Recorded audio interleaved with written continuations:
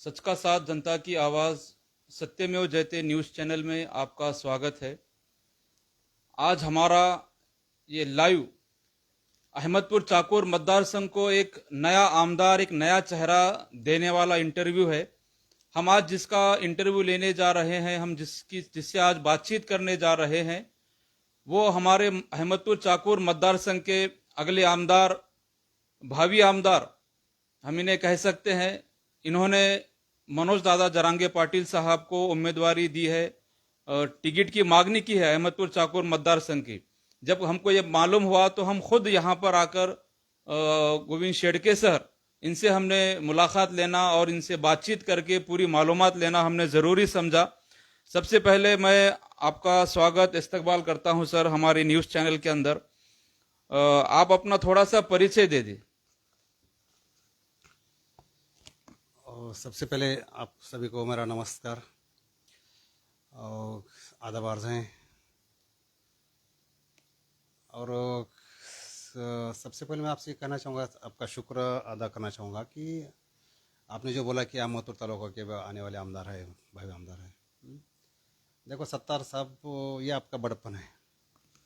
हम तो कुछ भी नहीं है, ये इनायत है आपकी कि जर्रे को आफताब बनाया आपने। मेरी कोई हैसियत नहीं, मैं आमदार हो पाऊँ या नहीं पाऊँ नहीं। कभी कुछ लोग बोलेंगे यार वो तो मुंगेरी लाल के हसीन सपने देख रहा है, ऐसा हो सकता है, बोल सकते।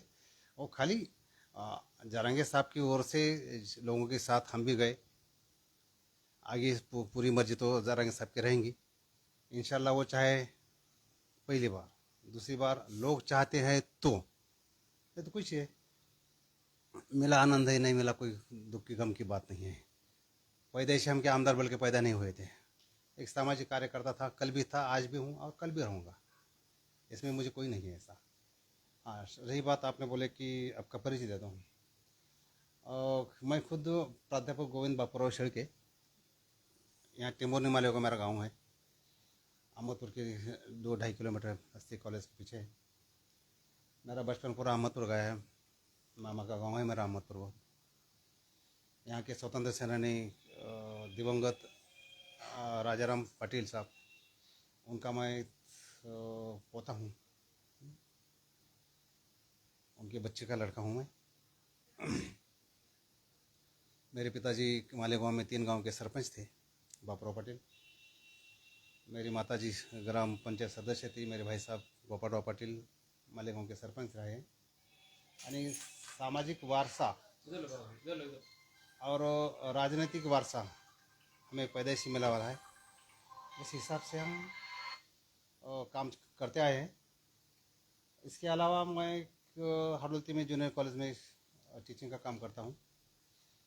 एज ए समाज कार्यकर्ता बोले तो मैं रोटेक में काम किया। रोटेक का अध्यक्ष था, रोटियन था। कुछ समय में एक बहुत दिन से, यानी 1998 से तकरीबन मैं मराठा सेवा संघ में काम किया। तब से लेकर 8-10 साल मैं मराठा सेवा संघ तालुका अध्यक्ष रहा। 18 से लेकर आज तक मैं मराठा सेवा संघ का जिला का कार्याध्यक्ष हूँ। अनिस का काम करता हूँ, छोटा मोटा राइट कवि हूँ और पत्र लेखन करता हूँ। और मैं खुद को ऐसा बड़ा वक्ता नहीं समझता, लेकिन लोग मुझे वक्ता बोल के बुलाते हैं, ये उनका बड़ापन है। और जितना हो सके अहमदपुर में भाईचारा सलामत रहे, इस हिसाब से मैं काम करता रहता हूँ। इसके लिए बहुत बार समस्याओं का सामना करना पड़ा, लेकिन फिर भी कुछ ना अमन और शांति अहमदपुर में कायम रहे, इसके लिए मेरा सबसे ज़्यादा वजूद रहा है और इस हिसाब से मैं काम करता रहा। जैसा कि आपने देखा कि गोविंद शेड़के सर यानी एक अहमदपुर चाकोर मतदार संघ में एक ब्रांड माने जाते हैं और इनका बहुत बड़ा संघर्ष सामाजिक सलोखा रखने के लिए, एकता रखने के लिए, हमारा शहर जो हमारा मतदार संघ ही जो जाना जाता है, एक सेकुलर मतदार संघ है और यहाँ पर कभी जातिवादी तेड़ निर्माण नहीं हुआ। उसकी वजह ऐसे लोग हैं, मैं ये आपको इस न्यूज़ चैनल के माध्यम से बताना चाहूँगा। ये छुपे होते हैं, लेकिन यही लोगों की वजह से हमारे अहमदपुर मतदार संघ के अंदर शांति बनी रहती है। ऐसे कुछ लोग हैं, उसमें सर भी हमारे एक हैं। तो हमारा सबसे पहले आपसे सवाल यह है सर, क्या आप विधानसभा लड़ा रहे हैं और लड़ा रहे हैं तो कौन सी पार्टी से, कौन से पक्ष से लड़ा रहे हैं? पहली बात ऐसी है कि मुझे इस मौके पर डॉक्टर बाबा साहब आम्बेडकर का एक कोटेशन याद आ रहा है। उस जमाने में अपने गरीब समाज को वो बोलते थे कि जाओ अपने घर के दीवार पे लिख दो कि मुझे यहाँ की राज्य सत्ता पार्टी बनना है, राज्य करती जमात बनना है। क्योंकि अक्सर क्या होता है, हम राजनीति लोगों को गालियाँ देते रहते हैं, अरे यार राजनीति लोग ऐसे हैं, राजनीति लोग वैसे हैं। और जब तक तुम राजनीति में नहीं आते तब तक आप लोगों को राजनीति लोगों को गाली देने को हक नहीं बनता। माना कि राजनीति लोग गलत काम करते हैं, ठीक है भाई, गलत काम करते ना, तुम राजनीति में आ जाओ और अच्छा काम कैसा किया जाता है लोगों को बताओ। क्योंकि सब समस्या का उकल यानी सॉल्यूशन राजनीति में है। नहीं तो यूं तो क्या हम मांगने वाले हो जाते हैं, कोई तो वहाँ पे गंदा आदमी वहाँ पे बैठता है और उसके पीछे घूमना पड़ता है। इसलिए अगर तुम क्या है, ठीक है, माना कि अपनी ताकत कम होती है, समझ लिया राजनीति में नहीं है, ये बड़े बड़े लोग हैं, इनके सामने आप टिक नहीं पाते, ये भी वास्तव है। लेकिन अगर लोग चाहते हैं तो कुछ भी हो सकता है। अरे बात गांधी को सवाल किया था किसी पत्रकार ने, बापू तुम कहते हो कि सच्चाई का साथ दो, इंसानियत पे चलो,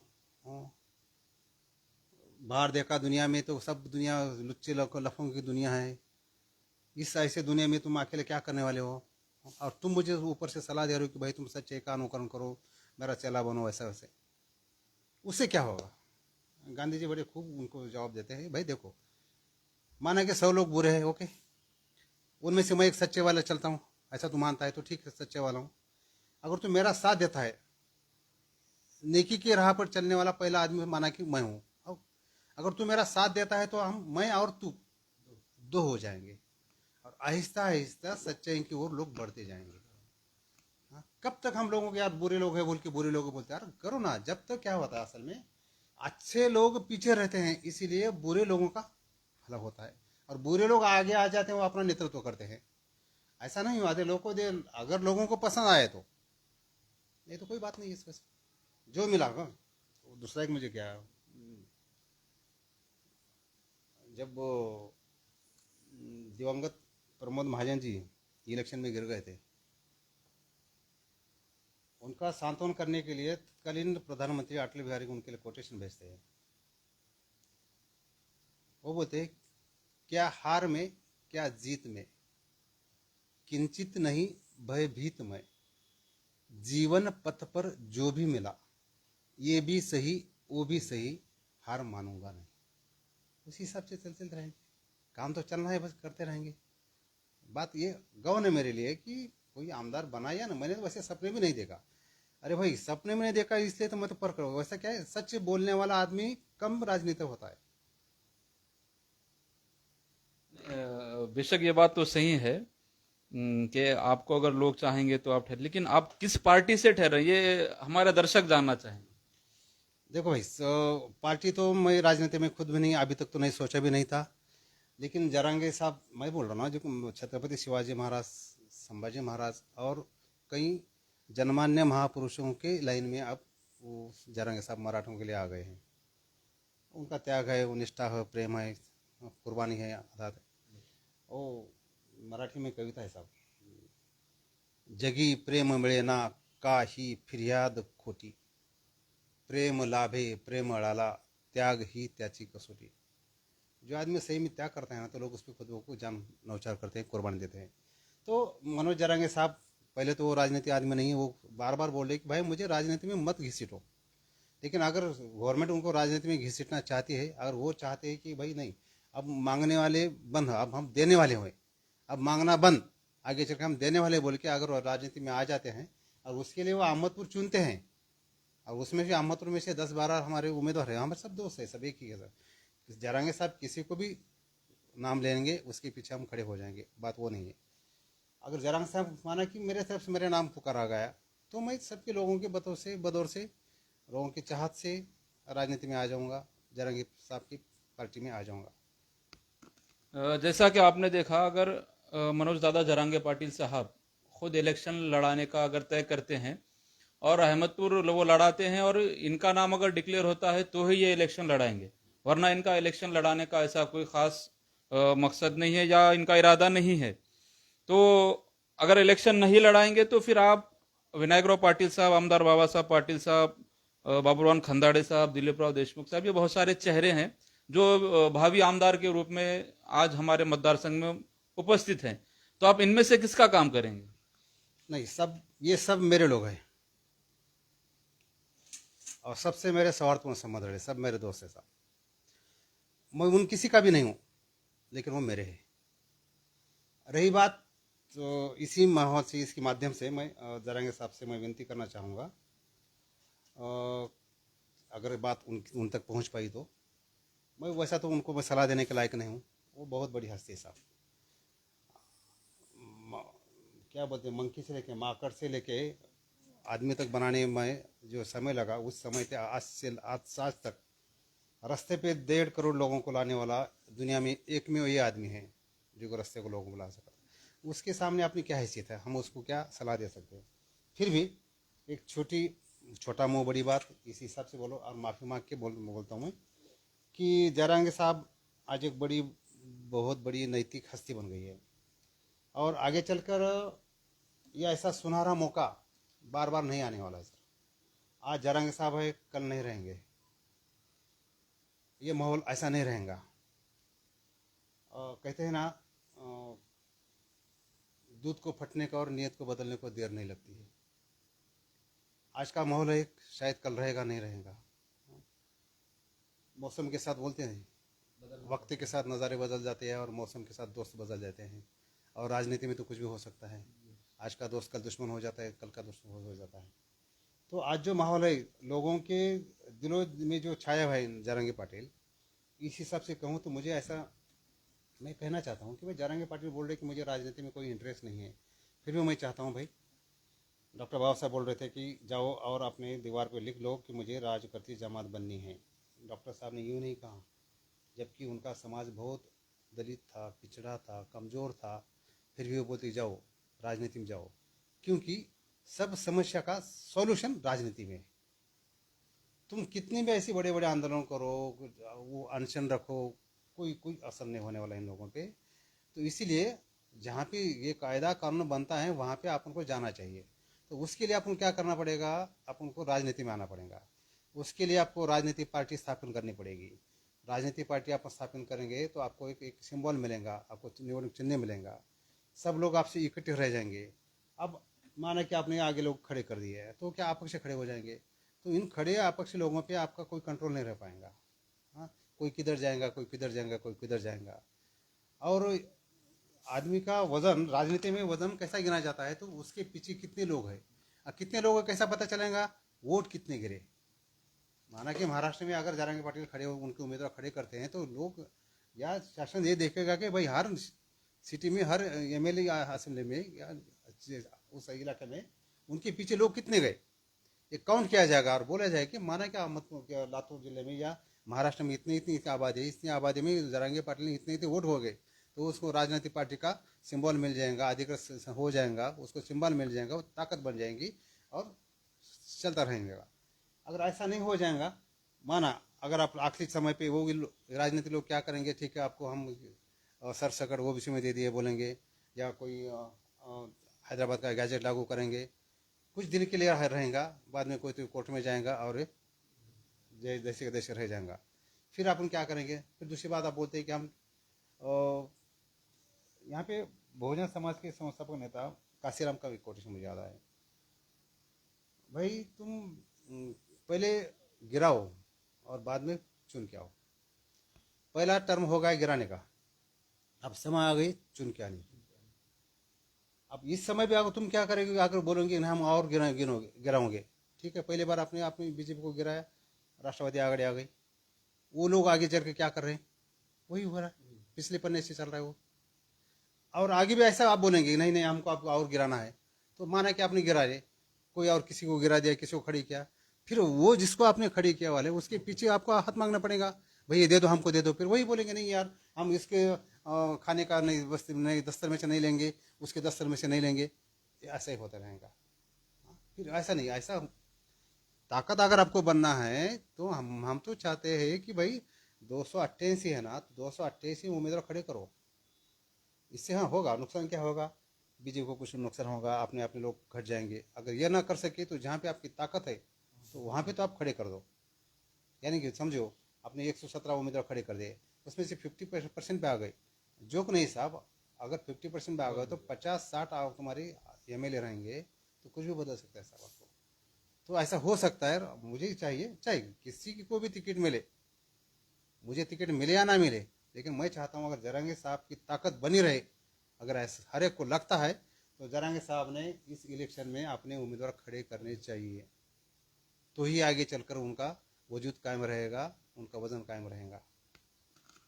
रही बात आपने क्या बोले कि आप किसके पीछे रहने चाहोगे, वो सब मेरे पीछे, मैं क्यों उसके पीछे जाऊंगा। तो सामाजिक कार्यकर्ता रहूंगा बस। सामाजिक कार्यकर्ता, सामाजिक क्षेत्र में सर ने बहुत सारे योगदान दिए हैं, बहुत सारे काम किए हैं। सर का बहुत बड़ा योगदान बहुजनों के अंदर रहा है।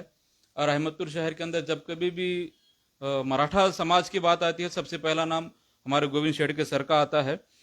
सामाजिक कार्य बहुत हैं, लेकिन सर मैं आपसे एक सवाल ये करना चाहूँगा जनता की तरफ से कि आप ऐसा अगर हो जाए कि आपको जरांगे पाटिल साहब टिकट दे दे, तो हमारा ऐसा अंदाजा है कि आपको 40-45 हज़ार मराठा मिलेगा सिर्फ जरांगे पाटिल साहब के नाम पे। और बाकी और मुस्लिम है, दलित है, बहुजन है, ऐसे 20-25 हज़ार भी अगर पकड़ लें तो आप फिक्स आमदार हो सकते हैं। तो मान के चलें कि अगर आप आमदार बनते हैं तो आप किन घोषणाओं को लेकर, किन मुद्दों को लेकर, और क्या आपकी रणनीति और क्या करना चाहेंगे आप मतदार संघ के अंदर जो आज तक नहीं हुआ। पहले तो आपके मुंह में घी शक्कर, काश अगर ऐसा हो जाए तो। लेकिन गालिब कहते हैं कि गालिब दिल को बहलाने के लिए ख्याल अच्छा है, ठीक है। फिर भी अगर बोलते अगर ऐसा हो गया, मैं हूँ या नहीं हूँ, इससे मुझ पर कोई असर नहीं होने वाला। मैं आमदार रहूँगा भी तो मैं पहले पैदेश में कार्य करता हूँ, मैं मेरे कार्यकर्ता में गुण है ना, वो कार्य करते। कुछ कभी मुझे ऐसा ना कभी मुझे ऐसा कुछ अहंकार नहीं हुआ, कभी डाउन टू अर्थ मैं रह चुका हूँ। आमदार होने से क्या मुझे पंखा आ जाएंगे, ऐसा नहीं हूँ। कार्यकर्ता रहूँगा, जब उसमें बात नहीं है। और नहीं भी रहूँगा तो मेरा जो कार्यकर्ता पद है वो कोई छीन के नहीं लेगा, इसी हिसाब से काम करते रहूँगा। अगर मैं खड़ा रह जाऊँगा और गिर भी जाऊँगा तो दूसरे दिन लोगों का आभार मारते चले जाऊँगा, घर में तो बैठूंगा नहीं, यार लोगों ने ऐसे क्या किया था। तो है ना, सवाल यह है कि अगर आप बन गए आमदार बन गए तो आप क्या परिवर्तन करेंगे मतदार संघ में, ऐसा क्या नया करेंगे, क्या आप मतलब आपके माइंड के अंदर सेट है कि मैं आमदार बनूंगा तो ये चीजें नहीं हुई आज तक, वो मैं करने वाला। अगर हो ऐसा हो जाएगा तो जो मराठा समाज के लिए जो आरक्षण की लड़ाई चल रही है उसके लिए तो पहला प्रायोरिटी रहेगी विधानसभा में लड़ने के लिए। उसके बाद में जो आजकल जो माहौल बन गया है, क्या होता है असल में, फुल नेता जैसा होता, जो सगळ्याला पुढे घेऊन जातो नेता म्हणतात। हाँ, क्या असल में मुझे कहना नहीं चाहिए, अगर कोई बड़ा बुजुर्ग कोई गलत काम करता है ना, तो उसके जो चेले चपाट रहते हैं वो भी उससे ज़्यादा गलत काम करते हैं, तो उसके लिए वो आदर्श बन जाता है। तो पहला मुझे काम ऐसे जाना पड़ेगा कि यहाँ का माहौल अच्छा कैसा रहे, ये मेरी प्रायोरिटी रहेगी। दूसरी बात, बेकार लोग बढ़े हैं साहब, और बेकारी के लिए मुझे यहाँ पे कोई इंडस्ट्री लानी चाहिए, लोगों को काम देना पड़ेगा, इससे चला। तीसरी बात, ये बेकारी क्यों हो रही है, क्योंकि यहाँ पे जो माल्थस का सिद्धांत है जो ऊपर से नीचे आता है, और जो मैकाले का एजुकेशन के बारे में सिद्धांत है, जो अंग्रेज़ के समय में उस पॉलिसी लगाई थी, और वही पॉलिसी आज तक चल रही है कि लोगों को शिक्षण वो ही होता है जो लोगों को रोजी रोटी दे सकता है, और खाली पेट न होई भक्ति। अगर लोगों को हाथ को काम नहीं है और तुम किसी भी के बड़े बड़े बुक पढ़ा रहे हो, उससे क्या होगा, नहीं। अगर पेट भरा गया ना, जो शिक्षण लोगों का पेट भर सकता है वो पहली शिक्षण है। उसके लिए छोटे मोटे काम लगाने के हिसाब से मैं लोगों के लिए रोज़गार देने के हिसाब से मैं काम करूँगा। दूसरा, किसानों के लिए काम करूँगा। और तीसरा मेरा ये रहेगा कि भाई ये जो मजबूरी है ना, जो स्वामीनाथन आयोग है, अगर किसान अच्छा रहेगा, खुशहाल रहेगा, तो मार्केट पूरा अच्छा रहेगा। बारिश हो जाती है तो किसान आम खुशहाल होता है, किसान खुशहाल होता है तो मार्केट पूरी अच्छी तरह से चलता है। तो ये महंगाई भिंगाई होता है ना, मुझे बोल रहा, मुझे क्या करना है, स्वामीनाथन आयोग लागू करने की मैं कोशिश ये करूँगा, क्योंकि अब वो लागू करने के लिए मैं कोई प्राइम मिनिस्टर नहीं हूँ, ना ही मैं कोई मुख्यमंत्री बनना मिले। लेकिन क्या होता है, मतलब क्या और उस दिशा से निकला था, अकेले जाने भी मंजिले मगर लोग मिलते गए और कारवा बनता गया। अगर लोगों को मैं बताते गया भाई ये जरूरी है जरूरी है, और नेक विचारे वाले लोग चार मिलते हैं और समाज को दिशा देने का काम करते हैं, तो क्यों नहीं, ये कोई इम्पॉसिबल है भाई, नहीं हो जाएगा। ऐसे जो मूलभूत क्राइटेरिया में काम करूंगा, यानी कि क्या ऊपर ऊपर का क्या वो मलम पट्टी करने से काम नहीं हो जाएगा। उसको रूट के बीमारी, अगर बीमारी को दुरुस्त करनी है तुमको उसको कॉज जाना पड़ेगा, और उसको रूट, उसको आयुर्वेद में बोलते हो रॉट कॉज, जड़े तक जाना पड़ेगा, हमको रूट तक जाना पड़ेगा। हाँ, ऊपर की मलम पट्टी करते रहे तो बीमारी आउट निकलती जाएंगी। जैसे कि माइग्रेन हो गए, माइग्रेन हो तो सर दुख रहा है, सर दुख रहा है तो क्या करता है वो, सर दुखने की दवा खाते हैं। असर में वो क्या होता है, वो सेंसेशन वहाँ पे जाने नहीं देता तकलीफ के, हमको अच्छा लगता है अरे सर दुखना बाकी हो गया, लेकिन असल में रोग दूर होता है क्या, नहीं होता। तो मेरा काम ऐसा रहा है कि कुछ अच्छे लोगों को लेकर ऐसे रूट कॉज तक मैं जाऊंगा और वहाँ से करने की कोशिश करूंगा। जितना अच्छा करने की कोशिश रहेंगे वो मेरी कोशिश रहेंगे। सर, हमारे मतदार संघ के अंदर मूलभूत सुविधाओं को अगर हम देखें, जैसे कि शिक्षण है, आरोग्य है, रोजगार जैसे आपने बताया, तो हमारा जो सरकारी दवाखाना है ये बहुत बुरी हालत है उसकी। ये पूरे मतदार संघ को भी मालूम है। इतना बड़ा मतदार संघ, 300 खेड़े हमारे देहात, हमारे अहमदपुर चाकुर एक विधानसभा के अंदर आते हैं, और यहाँ के दवाखाने की हालत ऐसी है कि यहाँ पर ना एक्सरे होता है, ना यहाँ पर ब्लड चेक होता है सही तरीके से, ना यहाँ पर सोनोग्राफी होती है, या ना ही यहाँ पर कोई ऑपरेशन होते हैं। तो हर छोटे से छोटा पेशेंट भी लातूर या अम्बेजोगाई या नांदेड़ रेफर किया जाता है, जबकि यहाँ पे जरूरत 100 या 150 बेड के हॉस्पिटल की है, और यहाँ पर बहुत छोटा सा हमारा हॉस्पिटल है। तो इसके अंदर भी काम होना चाहिए, ये हमको ऐसा लगता है। और बहुत सारे मूलभूत जो अधिकार हैं नागरिकों के, वो मिलने चाहिए। शिक्षा के विभाग पर सर तो टीचर हैं, तो शिक्षा आज इतनी महंगी हुई है, तो इस पर आप क्या कहना चाहेंगे? इस बार में फिर से मैं डॉक्टर बाबा साहब अम्बेडकर का वो क्वेश्चन दोहराना चाहूँगा। डॉक्टर बाबा साहब अम्बेडकर कहते हैं कि जाओ और घर की दीवार पर लिख दो कि मुझे राज करती जमात बननी है। राज करती जमात किस लिए बनना है, उनका कोई शौक नहीं था राजनीति बनने का। जमाने की सब, क्योंकि सब ये जो समस्या है, सब समस्या का उकल वहाँ पे होता है। अब जो बोला दवाखाने के ऐसे हालात से, ये इसी मसले को लेकर मुझे मेरा आदर्श है, मेरा आपके सर्वेश्वर अरविंद केजरीवाल साहब सामाजिक कार्य करते थे, जबकि मोदी साहब की लाट आई, मोदी साहब की लाट उसने रोक रखी, दिल्ली में कुछ नहीं आया। जब मोदी साहब की सुनामी आई, फिर भी सुनामी उसने रोका, क्यों? लोगों के बलों पे। उसने बोला ना लोगों को, तुम दीवा गालियां देते, राजनीति को गालियां देते हो, ऐसा वैसा, जाओ ना तुम राजनीति में, राजनीति गंदी है ना, तो जाओ आगे आगे चलो और राजनीति साफ कैसी होती है लोगों को दिखाओ। इसको उसको गाली देके क्या होने वाला है? और वो राजनीति में आ गए, और देखो साहब उनको दुनिया के लिए वो क्या रहा, आदर्श प्रदान रहा। आपने जो बोला दवाखाने की हालत दिल्ली में क्या है साहब, ऐसी हालत थी दिल्ली में, मोहल्ला दवाखाने चालू हो गए साहब। शिक्षण की अवस्था बोले तुमने, सब ऐसे स्कूल है जो तो 3 स्टार 5 स्टार स्कूल है बनाए साहब। बाहर के लोग, जर्मनी के लोग या ऑस्ट्रेलिया के लोग वहाँ पे आके टीचिंग लेते, ट्रेनिंग लेते साहब। वहाँ पे लोगों को लाइट बिजली फ्री में दे दी, लोगों की पीने का पानी फ्री में दे दिया। अरे भाई लोगों को 1,500 रुपये देने में नहीं होता साहब जी। एक तरफ से तुम 1,500 रुपये देते हो, दूसरी तरफ से जीएसटी में कटाते हो, दूसरे समय सोयाबीन को भाव नहीं देते हो, दूसरी तरफ पैसा काट के लेते हो, चाय पी तो उससे जीएसटी निकाल लेते हो, और वो लोगों को करते मेरे लाड़की बहन बोल के उसको 150 रुपये दे के भीख मंगे जैसे दे रहे हो। अरे मैं बोल रहा हूँ अरे ये नौबत ही क्यों आती है हमारे बहन को 1,500 रुपये देने की? अरे उन्हें ऐसा कुछ दे दो भाई, जो 1,500 तुम्हारे फूंक देना, वो नहीं चाहिए मुझे 1,500। उनको आय बनाओ, उनकी इनकम का सहारा बनाओ, उनको स्रोत बढ़ाओ उनके लिए। ऐसा कुछ करेंगे ना तो फिर लोगों को 1,500 2,000 3,000 के लिए नहीं चलना पड़ेगा। हाँ 1,500 बोलो क्या? पिछली बार मैंने ऐसा सुना था, एक मंत्री था, वो बड़े गौर से बोलते थे कि हमारा भारत, हमारा महाराष्ट्र, हमारे भारत में और हमारे महाराष्ट्र में एसटी सेवा देश में सबसे सुपर है, सार्वजनिक परिवहन सेवा सबसे सुपर है। हाँ 1 नंबर में हम एसी है।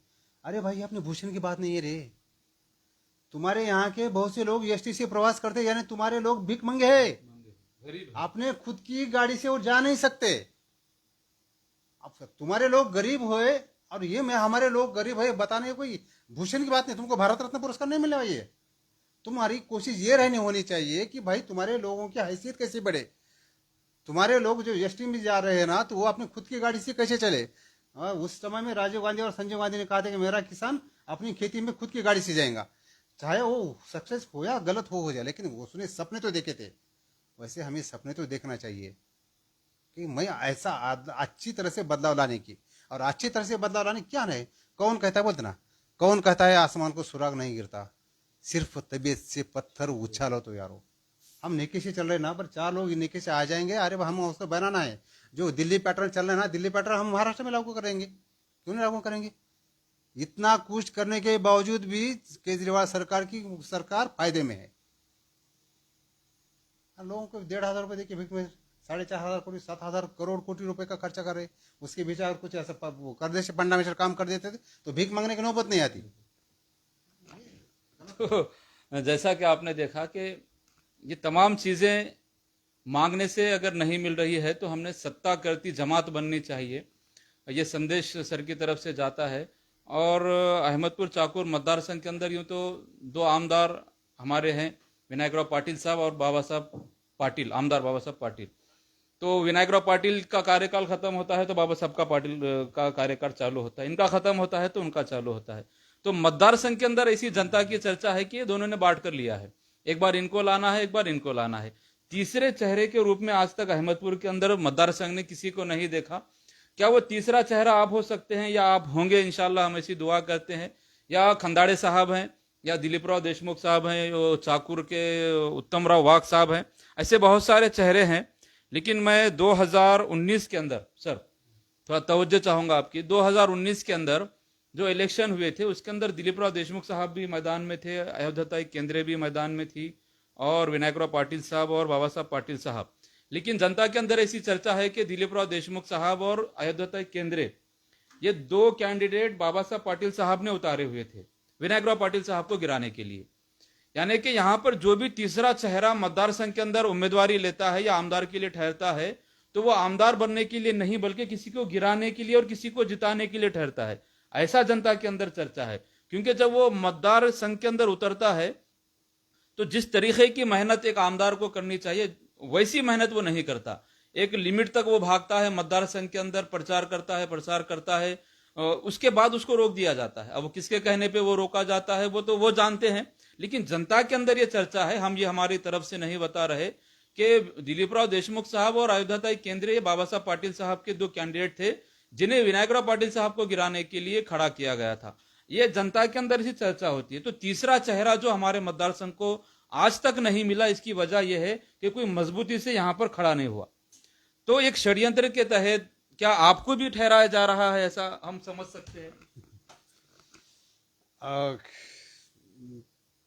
आपको मेरे अभी तक से बर्दाश्त, तो आपको क्या लगता है मैं भी कहूं? सर हमको तो ऐसा बिल्कुल नहीं लगता, पर्सनली मुझे तो नहीं लगता, लेकिन जनता के सवाल है। जनता के अंदर जब चर्चा होती है सर तीसरे चेहरे को लेकर, तो लोग डाउटफुली उसको देखते हैं कि ये रियल में ठहरने के लिए तैयार है। मैं तो यहां तक बोलूंगा सर कि हमारे मतदार संघ के अंदर सिर्फ बाबा साहब पाटिल को गिराना है इसलिए विनायकराव को लाना है, और विनायकराव साहब को गिराना है इसलिए बाबा साहब पाटिल को लाना है, बस यही चलता है। जब मैं शुरू में जब गैदरिंग स्कूल में गैदरिंग लेता था, तब मैंने बच्चों को कुछ मैं विनोदी पॉइंट देता था मैं। तो ऐसे एक शादी का मौका था, और शादी के मौके पे दुल्हन अपना मियाँ का नाम लेती है। तो नाम ऐसी लेती है कि वाकडी तिकडी बाबळ त्याला कत्तर कत्तर पाला, वाकडी तिकडी बाबळ त्याला कत्तर कत्तर पाला, आणि सोम्या गेला म्हणून गोम्या केला। हर साल यहीं पे वैसा ही हो रहा है। 5 साल ये बांट के खा रहे, 5 साल वो बांट के खा रहे, 5 साल 25 साल में 3 ही लोग चल रहे हैं। तो साज जनरल बात है, लोग बोल रहे अरे भाई कोई मतलब नया आदमी नहीं है क्या, ऐसा लोग बोलते होंगे, बोलना ना ऐसा लाजमी है, उसमें कोई फर्क नहीं पड़ता। और आपको लगना चाहिए कि भाई उन्हें बांट के खा रहे, कैसा हो सकता है ऐसा, लेकिन ये सब बड़े लोग हैं, इनके बारे में किसने क्या मैनेज किया वो ऐसा मैं बोल नहीं सकता, उसमें मेरी हैसियत भी नहीं है, वो क्या मैनेज हुआ नहीं हो उनको मालूम, और असली बात उसको मालूम नहीं, और मेरे जरूरी के बाहर कदम है। रही बात क्या बोले थे, और दूसरा आपके ताल्लुक से क्या आप भी बाबा साहब पाटिल साहब का मोहरा तो नहीं? नहीं सर, मैं बोला ना, ये सब लोग मेरे चाहते हैं, मैं किसी का भी चाहता नहीं हूँ। आपके चाहते ही आपको अगर ठहराना चाहे तो? नहीं चाहे वो उनका बड़प्पन है, वो चाहते हैं हाँ, लेकिन वो किसी कोई भी मुझे ऐसा करने नहीं आया कि वह मैनेज होने के लिए नहीं आएगा, क्योंकि मुझे जानते हैं मैं 40 साल से काम करते आया हूँ, प्रामाणिक से काम करता हूँ, और मुझे कोई खरीद नहीं सकता और कोई खरीद लेने की कोई जरूरत भी नहीं पड़ती उसकी, और वो मुझे बोलेंगे भी नहीं, वो बड़े हस्ती है, वो बोलेगी, और वो क्या करेंगे, वो रिस्पेक्ट देंगे, चाहे विनायकराव पाटिल साहब हो, बाबा साहब पाटिल हो, और चाहे आप खंदाड़े साहब की बात करो या दूसरे और कोई किसी की बात की करो, वो सब मैं उनको सबको अपनी रिस्पेक्ट की तरह देखता हूँ। और वो लोग नहीं, वो क्या राजनीति भाई, वो खड़े हो जाए, वो खड़े हो जाए, वो खड़े हो जाए, आखिर में चुन कर देना है तो लोगों को देना है। हम खाली गुड़ियों को भाषिक मांग के रख के क्या होने वाला है, देने वाले तो लोग हैं ना। 100 लोग खड़े करते, 1000 लोग खड़े हो सकते, ये लोग तय करना है। और जब लोग तय करते हैं तो किसी भी नहीं सुनते साहब, हम चाहे भी तो कुछ भी नहीं कर सकते, आगे लोग का मामला है, फिर लोग जो देंगे सुनेंगे, उसमें हम मानेंगे। तो ऐसा आप इस बात को खारिज करते हैं, मतलब ऐसा कोई मसला नहीं है। अगर सर अगर मैदान में उतरते हैं तो पूरी तैयारी से, पूरी ताकत से, लगन मगन से। दूसरी बात है कि ताकत तो नहीं, मैं सामाजिक चेहरा हूँ, मेरा लोग मुझे पहचानते हैं, और 30-40 से का मेरा काम है, लोगों तक नाम है। और रही बात उन लोगों जैसे मेरे पास पैसा नहीं है, गरीब नौकर रहा हूँ, किसान का बेटा रहा हूँ, और सबकी क्या बोलते दुआओं पे चल रहा हूँ, और इनके हिसाब से पैसा तो नहीं लगा सकता, और पैसा भी लगा, पैसे को मैं गिन लोगों को पैसा दे भी नहीं सकता, लोगों को पैसा खरीद भी नहीं सकता, लोग बहुत इंपॉर्टेंट लोग हैं, उसके मायने लोगों को तुलना भी नहीं कर सकता। अगर लोग चाहते हैं तो लोग उसको सर पे बिठा देंगे, किसको सर पे बिठाना है, किसको पाँव के नीचे कुचलना है, ये लोग जानते हैं, बस खाली लोगों के सामने हमें जाना है बस। जैसे कि पैसे की अगर बात आती है तो आमदार बाबा साहब पाटिल साहब तो 100 करोड़ भी खर्च कर सकते हैं, उनकी ऐसी ताकत है, और उनका इनकम भी उतना है, क्योंकि कारखाने का इनकम एक साल का करोड़ के ऊपर ज़्यादा होता है, 100 करोड़ से ज़्यादा होता है, ऐसे बहुत सारे इनकम्स उनके हैं। खैर वो उनका प्राइवेट चीज़ है, लेकिन खर्चे से सब कुछ नहीं होता, क्योंकि ये हमने बार बार देखा है, पैसे से सब कुछ नहीं होता। जनता जनार्दन होती है, जनता तय करती है कि किसको आमदार बनाना है। रही बात मुझे तो लोग मुझे वोट भी देंगे और नोट भी देंगे, क्योंकि मेरे पास उनको जाने के लिए कोई है। अगर मुझे पैसा देना है भी तो मुझे जमीन बेचनी पड़ेगी, मेरे बाप की है सो, और वो तो मैं कर नहीं सकता, पेपर के लिए। मैं लोगों के लिए राजनीति में जा रहा हूँ, ये मेरी खुशी नहीं है, और मेरी ये नहीं है, ख्वाहिश नहीं कि मैं राजनीति में जाऊँ। लोग चाहते हैं कि भाई चेहरा आना चाहिए, तो लोग मुझे चुन के देंगे, चुन के दिया खुशी की बात है, नहीं चुन के दिया कोई गम की बात नहीं है। मैं लोगों के सामने जाऊंगा, लेकिन मेरे पास पैसा खर्चने के लिए ऐसा कुछ नहीं है। लोग मुझे साथ देंगे, वोट देंगे, नोट देंगे, ये मुहिम कैंपेन चलाएंगे लोग, क्योंकि नाम मेरे पास बहुत बड़ा, मेरे पीछे नाम है, क्योंकि जरंगे पाटिल का नाम। सर जैसा कि आपने बोले आपको लोग वोट भी देंगे, नोट भी देंगे, ये सच हो सकता है, क्योंकि मतदार संघ एक नया चेहरा मांगता है, और मतदार संघ एक नया चेहरा मांग रहा है। और सर ये बात भी दुरुस्त है कि अहमदपुर और चाकोर मतदार संघ के अंदर एक सेकुलर पार्टी और सेकुलर नेता को अब तक के चुना गया है, क्योंकि ये मतदार संघ सेकुलर है। तो यहाँ पर जिस किसी को भी आमदार बनना है तो सेकुलर पार्टी से या सेकुलर एक बैकग्राउंड रखकर ही बनना पड़ेगा। ये मतदार संघ ने हमारे पिछले कई दिनों में दिखाया है। इसमें अब जो भावी आमदार हैं उसमें तीसरे चेहरे के रूप में सर खंदाड़े साहब, उनका एक नाम बहुत ज्यादा चर्चा में है, क्योंकि वो ओबीसी, ऐसा कि आप मराठा फैक्टर से हैं तो वो ओबीसी फैक्टर से हैं। मराठा आप मतदान खाएंगे, बाबा साहब पाटिल मराठा मतदान खाएंगे, विनायकराव पाटिल साहब मराठा मतदान खाएंगे, और उत्तमराव वाघ चाकुर के हैं वो भी मराठा खाएंगे, दिलीप राव ठहरते हैं तो वो भी मराठा मतदान खाएंगे। तो एक ओबीसी पूरा जो मतदान है ये खंदाड़े साहब को जाके ऐसा कुछ हो सकता है, इस पे क्या कहना चाहिए? आप बोले कि यहाँ पे जो लोगों ने चुन के दिया वो सेकुलर थे। दादा कोंडके का एक गाना था साहब हमारे बचपन में, निवडून गेल्यावरती दादा जो तो तिकडे जाय हो। अरे भाई हमने इनको सेकुलर बन के चुन के दिया, वो आगे चल के किधर गए? इनको सेकुलर बन के चुन के दिया, वो आगे किधर गए? उनको शुक्र दिया भाजपा, वो तो भाजपा की है। जिनको भी हम अच्छा समझ के बोलते हैं ना, अच्छा समझ के दे रहे हैं, वो उधर ही जा रहा है आखिर में।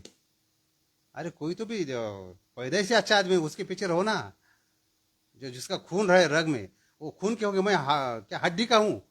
खून बदल सकता है आदमी का, मेरी हड्डी है साहब, हड्डी हड्डी नहीं बदल, मैं हड्डी का कार्य करता हूँ, और वैसा बदलने वाला नहीं हूँ मैं ऐसा। अरे इसके लिए अपने जो विचारों के लिए किन किन को मैंने लड़ा हुआ हूँ मैं सर। हाँ, तो वैसा उधर जाने की बात नहीं है, नौबत नहीं है, ऐसा नहीं हो सकता।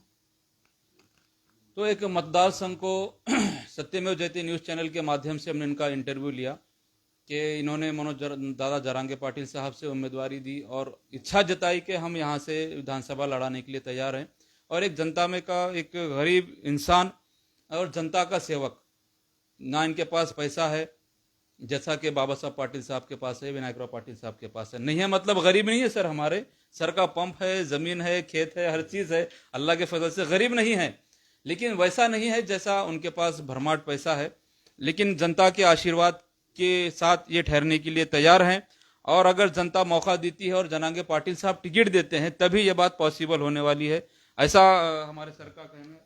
आप बोले कि सर गरीब नहीं है, मराठी में कहावत है साहब, सांगे वडिलांची कीर्ती तू एक मूर्ख, कळलं का? मेरी कमाई कुछ भी नहीं है, पंप है मेरी बीवी का पंप है साहब, उसके है। मैं यहाँ पे मैनेजर पर काम करता हूँ मैं टाइम पे, हाँ, नौकरी होने के बाद यहाँ पे आके बैठता हूँ, मेरा ऐसा कुछ नहीं है। और जो जमीन बोलती जमीन है मेरे पिताजी की जमीन है, पुरखों की जमीन है। मैं कोई राजनीति नहीं हूँ, मैं कोई बड़ा ऑफिसर नहीं हूँ जो इधर की लाश खाया हुआ, ऐसा कुछ नहीं, ऐसा हुआ नहीं। पुरखों की किसान का बेटा हूँ, किस्मत पे रास्ते पे आ गई है, और धंधा करके खाता हूँ, रुपया कमाता हूँ साहब, रुपये कितना कमाना और लोगों को कितना बांटना, हाँ, ये भाई, तो ये है, इसलिए मैं पैसे के नहीं जाता, गरीब हाथ हूँ, बीवी के हाथ से खाता हूँ, चलता हूँ बस। सर मेरा एक आखिरी सवाल, मैं जिस समाज से आता हूं, अगर आप आमदार बनते हैं या नहीं भी बनते हैं तो इस इलेक्शन के अंदर आने वाले मुस्लिम समाज को लेकर आपके क्या मुद्दे रहेंगे, मुस्लिम समाज को लेकर आपकी क्या भूमिका रहेंगी? सर शुरू से लेकर मुस्लिम समाज के लेकर मेरा सौहार्दपूर्ण बर्ताव रहा है, उनके तरफ मेरी सहानुभूति रही है।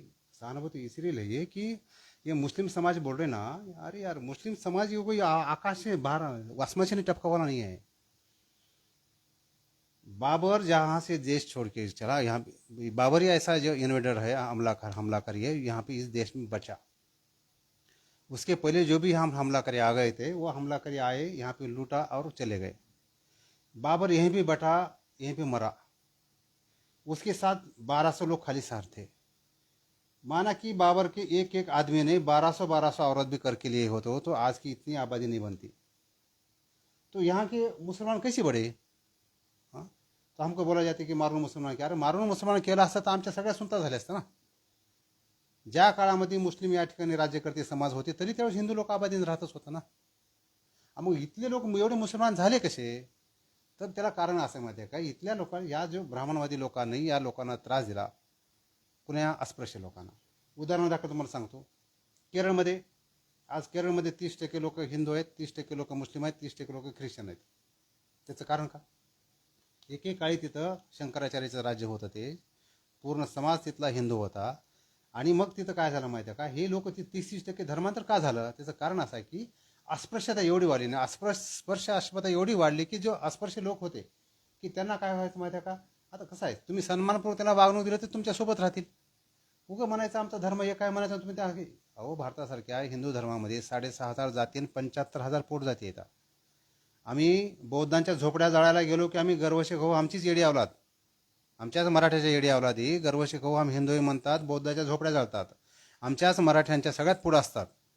हां, बेंडोक अवलादी मुसलमानांच्या झोपड्या जाळायला पुढे जातात आणि गर्वशे खाऊ म्हणतात, त्यांच्या झोपड्या जाळतात, आणि जेव्हा ते तिथून परत येतात तेव्हा 11 माशा असतो, तो 12 माशा असतो, तो मराठगा असतो, तो येलमाडगा असतो, तो भानगट असतो, आणि 6,500 जातीन 75,000 पोट जाती, हे ह्या देशाचं वास्तव आहे, हे दुर्दैव आहे। कोणासाठी एक होतो आम्ही? फक्त मुस्लिम आणि बौद्धाच्या झोपड्या जाळण्यासाठी एक होतो। तिथून बाहेर असताना आम्हाला कोणी स्वीकारलं जात नाही। मग जातीमध्ये रोटी बेटी, आमच्या मराठ्यामध्ये 17 जाती असतात, 11 मासे 12 मासे, हे असला तसला वगैरे वगैरे। आणि मग काय होतं, मी सांगत होतो केरळमधलं उदाहरण, मग काय झालं माहिती का, हे अस्पृश्यता कंटाळून लोकांनी काय केलं माहिती का, लोकांनी हा मुस्लिम धर्म असा आहे की राजा आणि रंक एका लाईनमध्ये नमाज पडतात, राजा आणि रंक एकाच ताटामध्ये खातात, आणि आमच्या इथं शिवाशिव केली जाते, पाणी सुद्धा धुवून पिणाऱ्या जाती आमच्या समाजामध्ये आहेत।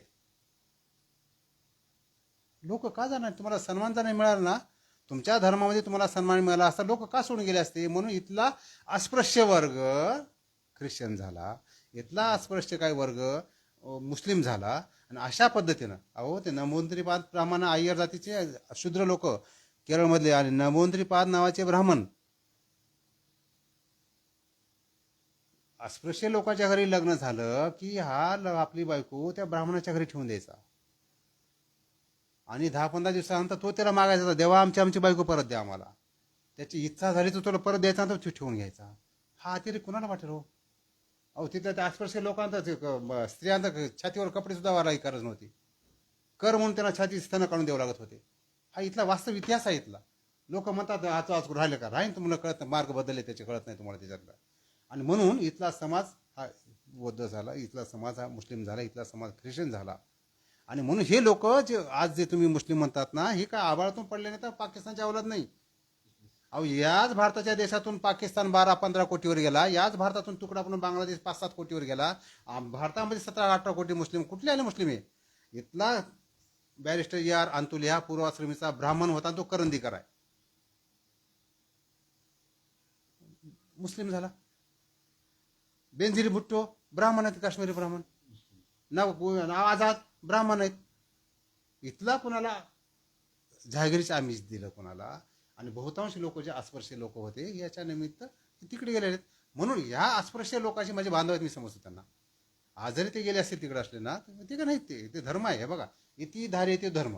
तुम्ही आचरणात काय आणता त्याच्यावर धर्माचरण होऊ शकते. कोणताही धर्म तुम्हाला असा अनुभव म्हणून सांगत नाही, काही नाही. बरं, ही वेळ तुमच्यावर का आली हो? तुम्हीच केलत नाही ना. ह्याच्या जेव्हा तुम्ही रूट कॉजला जाचाल ना, तेव्हा तुम्हीच त्याला या धर्मातून बाहेर बेदखल होण्यासाठी पात्र ठरला, तुम्ही ठरवत. आणि तुम्ही कशाला म्हणता? तुम्ही त्याला छातीशी काय कोटळत नाही, तुम्ही आज करत नाही. साफ म्हणून किती दिवस त्यांना बडवत राहणार तुम्ही? म्हणून सुरूपासून त्याविषयी मला असं वाटत नाही की नाही, ते आपलेच बांधव आहेत आणि त्यांना सन्मानपूर्वक वागणूक मिळाली. कुणीही माझं विपरीत वाचतं का, न घडो कुणा जीवाचाही मत्सर, वर्म सर्वश्वर पूजनाचे, तुकोबाचा अभंग. कुण्याही जीवाचा मत्सर होऊ नये, माणसामध्ये देव बघावा, ही माझी भावना राहिलेली आहे. आणि याच्यासाठी मिळेल ती किंमत मी भोगलेली आहे, भोगावं लागेल. यांच्या पुढे याच्यात काय प्रश्न होणार नाही. बाकी लोक मला समाजासाठी काय आपलं मुस्लिम समाजासाठी काय, तर माझा पहिला असं की मुस्लिम समाजाने शिक्षणाकडे यावं. त्यांच्या शिक्षणासाठी जे केजरीवालचा पॅटर्न आहे सर्वांसाठी खुला असेल, अर्थात सर्वांसाठी खुला असेल, मग त्यांच्यासाठी खुला असेल. मेन जे समस्या आहेत ना, तुमच्या लोकांना महागडं शिक्षण झालं आहे, तुम्ही त्यांना दर्जेदार फ्रीमध्ये शिक्षण द्या. मूलभूत सुविधा, तुम्हाला दवाखाना महागडा आहे, तुम्ही मोहल्ला ते द्या. लोकांचं पाणी राशन पण हे द्या. आणि लोकांना हाताला काम द्या. कशाला तुम्हाला 1,500-3,000 द्यायची गरज पडते हो तुम्हाला? कळलं का? मूळ कारणाशी जा, त्या समस्येशी जा तुम्ही. कळलं का? झाडाच्या मुळाशी घाव घातला की फांद्या आपोआप खाली येतात. मूळ समस्येला तुम्ही घाव घातला ना, हे छाटछूट समस्या सगळ्या खाली येतात सर. म्हणून मूळ समस्येला हात घाला, लोकांना काम द्या, लोकांना अज्ञान दूर करा आणि भारताचा सौहार्दपूर्ण टिकवण्यासाठी मदत करा. गांधीच्या शब्दात सांगितल्याप्रमाणे 1 से 1 बढ़ जाता है, जोत से जोत सिलगाई जाती है. इस हिसाब से अच्छे किस्म के लोग अगर एक जगह आ जाएंगे तो यस, भारत बदलेगा भारत. तो मुस्लिम समाज को सर अपना ही समझते हैं, अपना भाई समझते हैं. और मुस्लिम समाज ने शिक्षण के अंदर आगे आना चाहिए, राजनीति में आना चाहिए, अपना अस्तित्व कायम करना चाहिए, ये हम भी मानते हैं. और आने वाले विधानसभा के अंदर देखेंगे क्या कुछ होता है. क्या मनोज दादा जारंगे पाटिल साहब गोविंद शेडके सर को टिकट देते हैं, यहाँ से उम्मीदवारी देते हैं या नहीं देते हैं, तो तीसरा चेहरा अहमदपुर मतदार संघ का कौन, ये हमारा सवाल जनता के सामने रहेगा. जनता ने इसको तय करना है. क्या तीसरा चेहरा देंगे या पुराने वाले ही 2 चेहरों में से किसी को आमदार बनाएंगे, ये जनता तय करेगी. लेकिन सर जनता की डिमांड तो फिलहाल तीसरे चेहरे की है. इसलिए जनता तीसरे चेहरे के रूप में खंदाड़े साहब को, गोविंद शेडके साहब को, ऐसे बहुत सारे चेहरे आएंगे, देख सकती है. देखेंगे आगे क्या कुछ होता है. हमारा इंटरव्यू इसी बात को लेकर था, सर क्या उम्मीदवारी लड़ाने वाले हैं और क्या कुछ सर की रणनीति है. तो मिलते हैं अगले वीडियो के, तब तक के लिए जय हिंद.